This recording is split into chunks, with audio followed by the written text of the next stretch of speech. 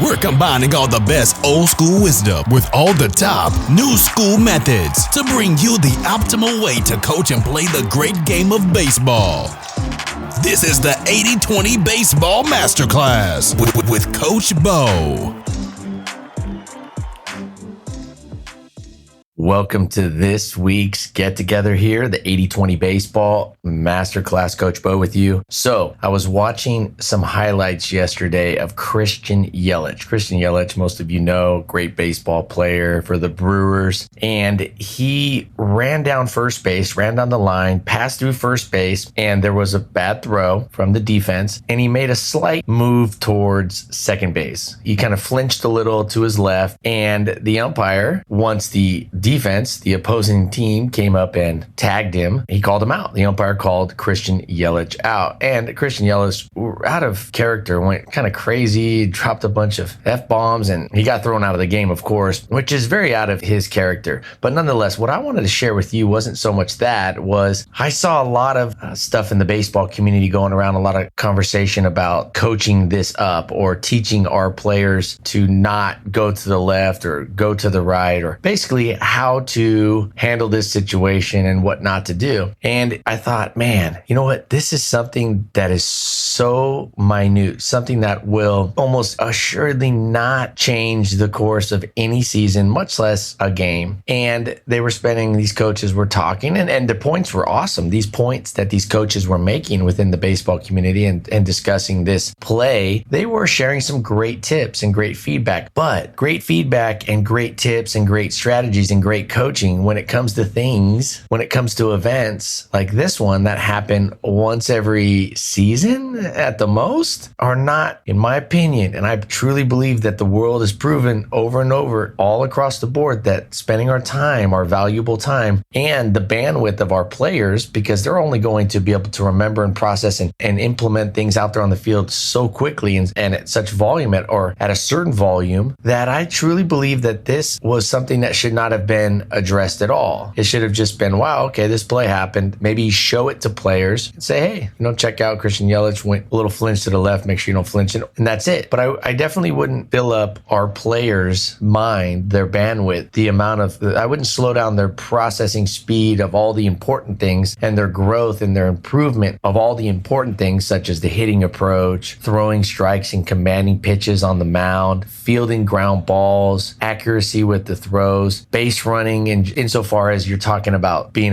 the mindset of a good base runner and some of the techniques of a good base runner for things that happen a lot, like rounding bases, stealing bases, getting good jumps on balls in the dirt. I just would not spend much time at all. And definitely I wouldn't spend any time talking to less than, 14U and below. I wouldn't spend any time showing or discussing this type of play to them. I just don't think the value is worth it. If you try to coach everything that's out there, every single possible play, your players will not be very good at any of them. They will not improve because of you. They may already be good at something, but what I'm saying is, if you coach 1,000 things, your coaching influence on those 1,000 things is so minute that it probably won't move the needle at all. But if you really hammer down on the big needle movers, the 20% of things that bring you 80%, that bring your team 80% of its results, the 80-20 principle is live and well everywhere across the country, everywhere across the world, everywhere across your league, everywhere across our sport, baseball in this case. And it's so important that we keep that in mind. Again, the 80-20, those of you that might be a little late to the show here, the 80-20 principle, those of you that know it or are going to hopefully go learn a lot about it, it is something that will change and help you in every aspect of your life. Absolutely. No doubt about it. It has helped me being a father. It has helped me with my fitness. It has helped me with my nutrition. It has helped me with my job. It has helped me with coaching. It has helped me everywhere, and it has helped people all over. In fact, the 80-20 principle gets brought up so much in interviews and conversations with all the people that are really making these massive impacts on the world. And the reason they're able to do that is because they really focus heavily on the big needle movers, the things that really have the most impact, and they allocate the appropriate amount of time, which is usually much less time and sometimes no time, on those things that aren't going to happen very much or have very little, those things that have very little impact on the outcome, whether that's raising a child, whether that's your job, whether that's putting in landscape or construction or whatever it is, building a business. There are going to be 3 things, 5 things, 7 things that are going to move the needle, that are going to dictate the success. 96, 98, 99, 95, no less than 90% of all success can probably be boiled down with anything that you're doing in your life to 3, 5, 6, 7, maybe at most 7, 8 specific actions that you can take. While there are dozens and dozens and dozens of things we can do, things we could work on, things we could coach up or parent up, or things we could do with our business or in our job, there's dozens and dozens, if not hundreds of things that we could do that might incrementally move the needle, but you have to allocate your time according to the biggest needle movers. And in baseball, it comes to the hitting approach and hitting, just in general, hitting. And then you could break it down each skill or each event in a baseball game or during a baseball game. Each event could be broken down using the 80-20 principle. 80-20 is not to be an exact number. Essentially, what it's saying is very few things that we do lead to most of our results or most of our success or most of our failures. And not everything that we do has equal impact on our success or on the outcome of the things in our lives. And it's so important to understand that, because as coaches, for years and years, I've 35 years in the baseball world, but almost 20 now coaching, and definitely observing coaches for more than 20 and watching and analyzing coaches and learning from them. I see that the great coaches allocate more of their time or most of their time to things like I said, hitting. You could break down the hitting approach into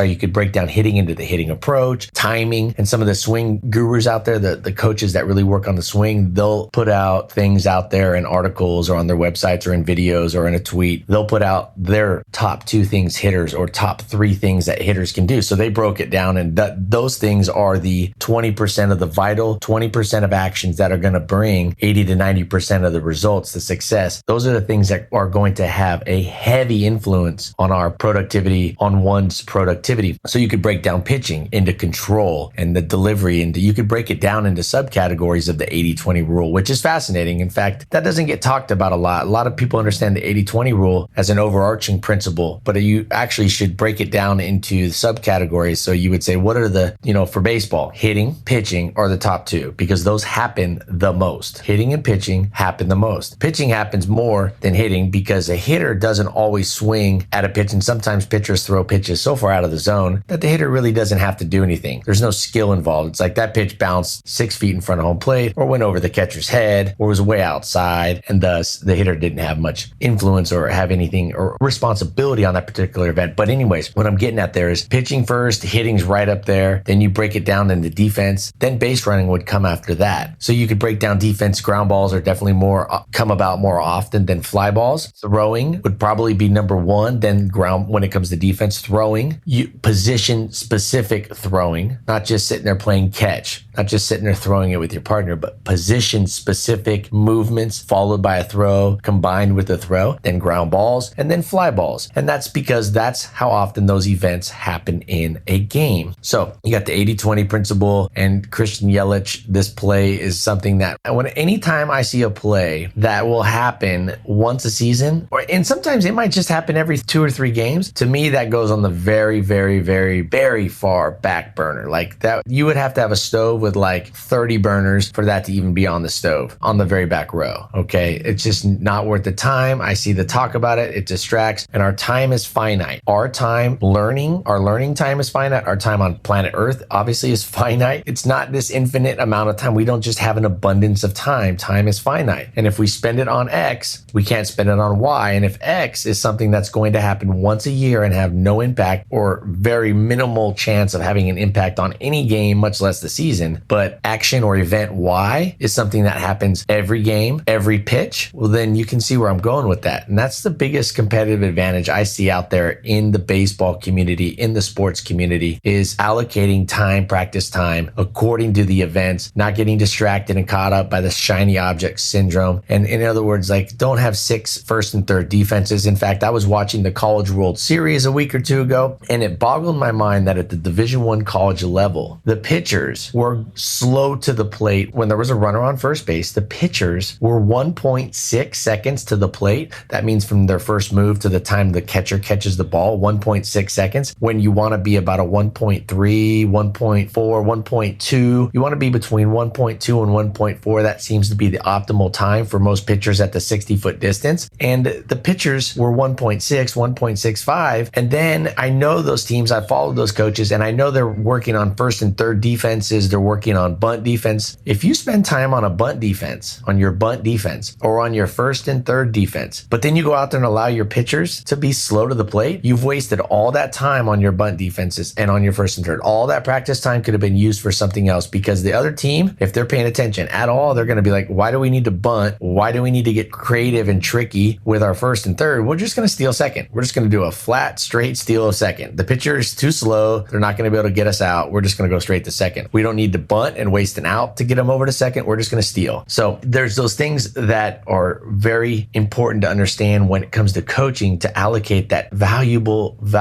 our most valuable asset, and that's time. And I think there's a huge competitive advantage there. The other competitive advantage is building up the people on your team, the players, compliments, praise, motivating them from within, confidence, getting your players confident through praise, genuine praise, really getting to understand your players, to lift them up, to play their best. There's a huge competitive advantage sitting out there. And that's not just a competitive advantage, but also a thing that we should just be doing first and foremost with all our players. Building them up as people, giving them confidence, but not coddling. Coddling is not what I'm talking about. Giving them confidence. And then when it comes to teaching skills and the events and the actions on the field, those things need to be addressed from step one. Needs to be when you're addressing or going to coach those items is, what are the biggest needle movers? What are the things, and how do I allocate my time accordingly? How often does this event happen? Does it happen very rarely? Well, then just maybe you don't even get to it. We also forget that as coaches, sometimes I think we forget that players can improvise. They can improvise. I've seen rundowns. I've seen rundown defenses where there's things that the players do that the coaches never coached them on. They just figured it out. They improvised. I think scrimmages or intra-squad scrimmages are good for this, because it allows, if you run a fast-paced scrimmage with your team playing your team, you get a lot of reps. There's a lot more of a likelihood that they're going to see events happen that will test their creativity. It'll test their ability to adapt and improvise. So the players don't need to be, or they're not necessarily in need of being a robot out there, and they need to follow steps 1, 2, 3, 4, and 5, because that's how you've outlined them as a coach. Players aren't going to be able to process all that over and over again at the speed of the game. If they are, they're going to play slow. Players that play free and easy and they play with confidence play fast. So that was kind of a long introduction part to this episode that I really wanted to hit home on. I saw that, and I saw these coaches, and these are professional coaches talking about it, but they're talking and they're coaching it to a community of youth coaches. And I just thought, man, I wouldn't spend any time on teaching or talking or filling up any part of our players' brains with, or spending any part of our valuable practice time going over this event that Christian Yelich flinched to the left, made a slight move to go to second. I just wouldn't use that as a point of emphasis. And I think it's something that we got to be really careful with. And I think it's something that's out there, so that can really give a lot of coaches a huge advantage. While other coaches are spending their time coaching this, that, and the other, you're coaching the big needle movers. You're just going to separate that. You're going to build a bigger gap between you and your opponents. And that goes the 80-20 rule. What's great about that is it can be applied to anything, and it can be applied to building better players, building better people, the players, building a better team environment. All of that the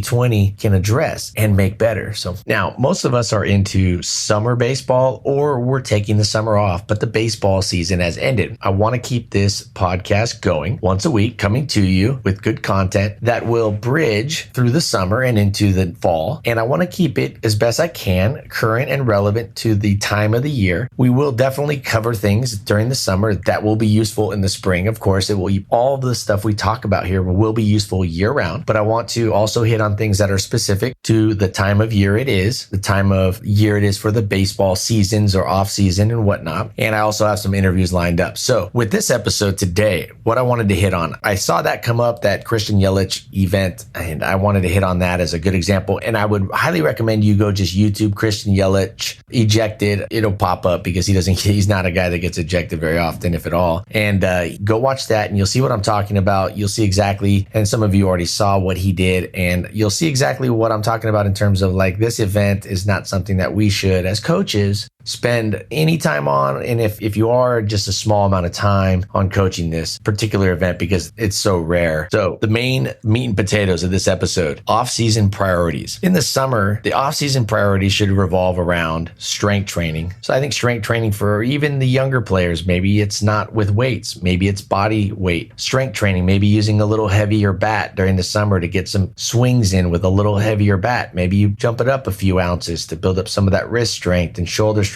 and some of that rotational strength. Flexibility along with the strength training, though flexibility is not as needed. It's not needed as much with the younger players. Younger players don't need it as much, but as you get to that 13, 14, and definitely the high school level and above, you have to combine, you have to blend flexibility, mobility. You can use those words interchangeably for the most part, but you definitely got to incorporate flexibility, mobility with strength training. This is the time of year to build up the strength. Summer, early fall, September, October the emphasis should be on getting stronger, getting the player stronger and faster and more athletic. And then you don't want to forget about those other things, some of those skill things, such as hitting, ground balls, and watching baseball on TV, watching and learning, watching it on YouTube. So I think the four major priorities, the 80-20 rule I would use for off-season summer priorities for the baseball players, strength training combined with flexibility for those older players, hitting, I think getting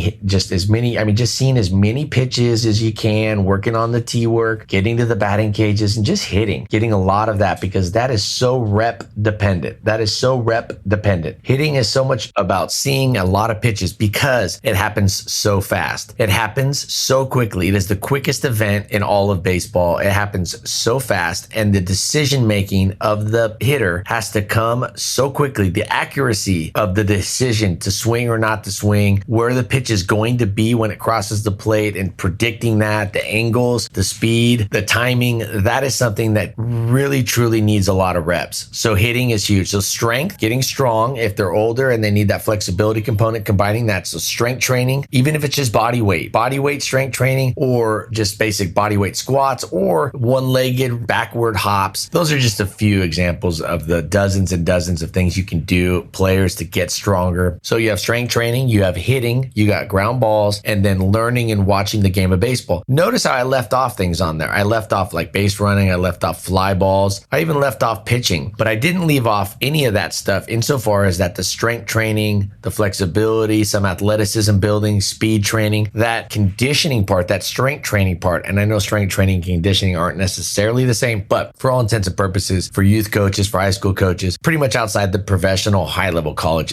you can put it all under the same umbrella in terms of how you want to attack it and when, and kind of categorizing it together. So there are the top four priorities. Are those the only priorities? If you have time and you feel like you've adequately made the best use of your time and made big strides with the strength training, athleticism building, strength training and speed and agility and all that can fall under the same umbrella for youth players. If you feel like your hitting you've gotten enough swings in, the player has been productive, the players on the team or your son, daughter has been productive with their swings, then you can move to ground balls, get a lot of ground balls. Those can be great. You don't even need to add a throw in. If you want to add a throw in, the nice thing about stuff like that is you can have a target at first base. You don't even need a second person. You can have a target, get creative with the target. If you have a screen, it makes it real easy. You can make a small square with tape, duct tape. You can do a lot of different things. They even sell targets online where you can put it over there. You can hang it on something. You can't put it on the back fence if you're throwing to say first base because it's obviously the fence is not near first base. So that's not going to be an authentic throw, but you can do things to force or to challenge players to be accurate with their throws,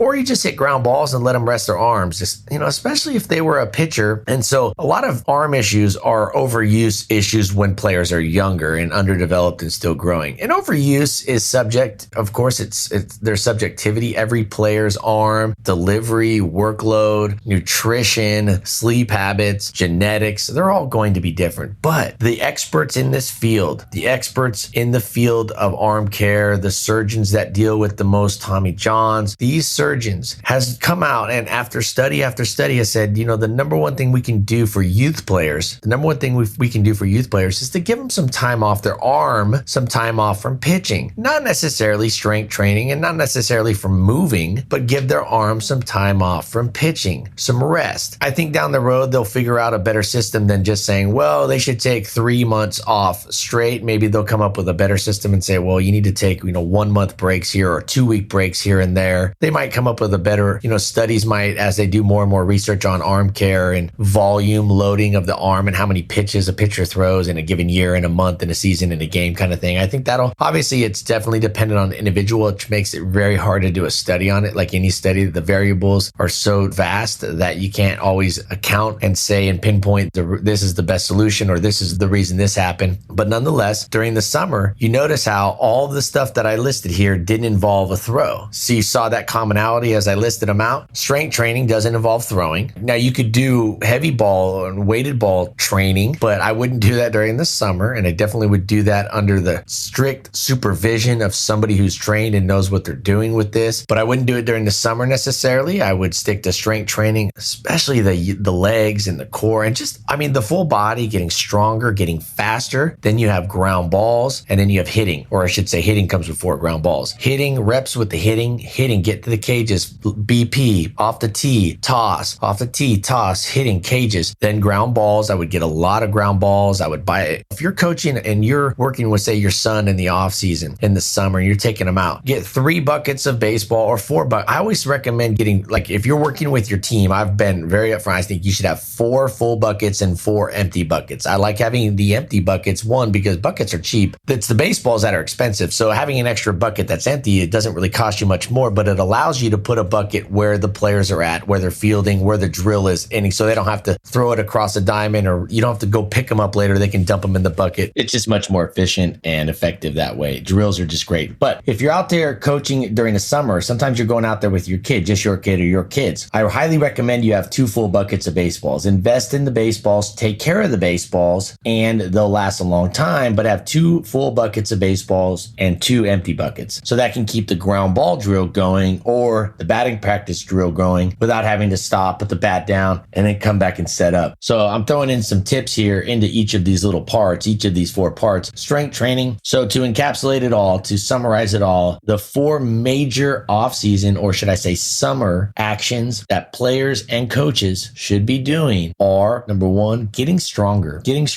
every day or every other day. There's a lot of good information out there for strength training for baseball players of all ages. It's not about necessarily bulk and heavy and Olympic lifting stuff. There's a lot of things that players can do, what they call unilateral work, single leg squats, single leg movements, jumping, hops. There's backward sprints, forward sprints. There's steel jumps when it comes to getting speed and faster. You have things like just basic stuff, like just doing some push-ups and some pull-ups or some back rows, rotational stuff, light med ball throws, rotational med ball throws. The great thing about that and all this stuff is you can adjust the intensity, you can adjust the resistance, in other words, the weight of whatever it is you're doing. So if you had an 8-year-old and a 10-year-old, you could surely get some lighter medicine balls, and medicine balls are simply weighted rubber balls. Typically they're rubber and they're weighted, and they can be like 5 pounds, they can be 2 pounds, they can be up to, I'm sure they have 50 pounds. I know where I go in my community, there's a gym and they go up to 25 pounds. So you can adjust those for the level of your player. But, rotational throws, there's a lot of good videos online by credible sources that have strength training routines and programs that you can follow. So you have strength training, you have hitting, getting a lot of swings at the batting cages, live pitching, off the tee, toss. There's a lot of good ways right there. Those are 4 good ways to get swings in, ground balls, a lot of ground balls. And those ground balls could be in the outfield. All right. Having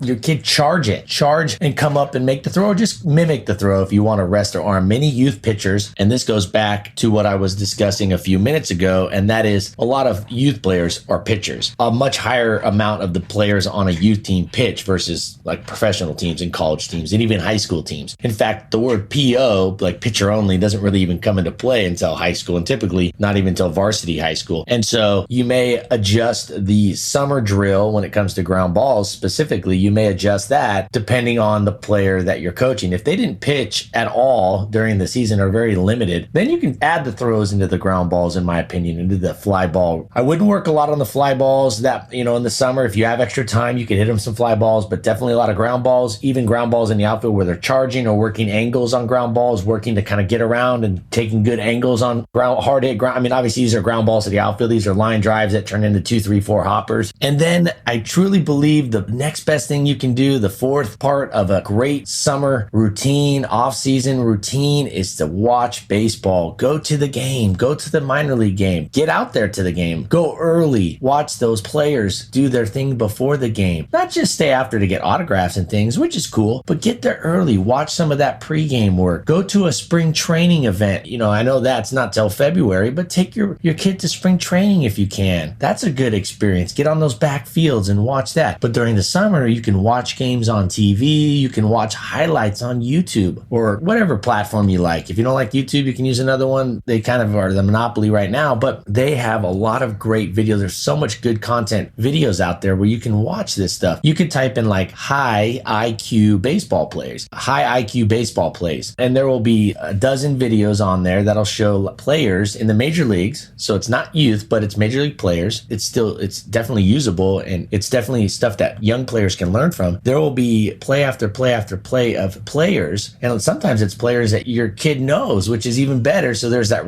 they relate to them. There will be videos and play after play on these videos showing high IQ, smart plays. And that doesn't mean your players are just going to watch 50 of the smartest plays in baseball history. They're going to watch a video that's titled the 50 highest IQ baseball plays ever made. And it doesn't mean they're going to go out there and be able to be perfect on all 50 if they ever come up or execute all 50, but it gets them thinking. It changes their paradigm when it comes to being out there on the field, and they start to look at the game differently in a more productive and a more successful way. And they also look at it from different angles, and they think of it as kind of a chess match in certain ways. So that's, I think, very important. Kids can also watch players and their routines. And you can point out, hey, did you see the big breath that Max Muncy just took? Did you see the breath that Aaron Judge takes before each at bat, or each pitch, I should say? Do you see what they're doing in the on deck circle? Can you see that? Can you see what that hitter's doing? Can you see what that pitcher's doing? Do you see how they handle their warm-up pitches? Do you see how they use their changeup? Do you see where they throw their changeup? Do you see how they throw their changeup with a fast arm action? Again, you could go on and on about things that players can learn, and you could watch the game and ask the player, your kid, after, and say, hey, what did you learn? What'd you learn? What are 2 things that you learned that you didn't know before? 2 things you thought were interesting that the players did. So watching baseball, however you can get that done, if you're fortunate enough to be able to go to major league games or minor league games or even college summer league games, even if you can just get out and watch the local high school, that can be very helpful. It also helps players see the speed of the game. If they're out there on the field, they can see the speed of the game, and that helps them acclimate as they move up. They're not so like, wow, this pitching is super fast. I've never seen anything like this. Or wow, the runners are fast. Or wow, those ground balls are coming fast. If you take them to these games and you let them watch closely, the speed of the game starts to become a little more, they get desensitized to the speed of the game. It becomes a little more normal for them to see that faster paced game. And so when they get there, it's not so much of a shock. So I could go on and on about the benefits of watching and learning from the game of baseball, but I definitely would put it up there on those 4 things to do during the summer. Get stronger.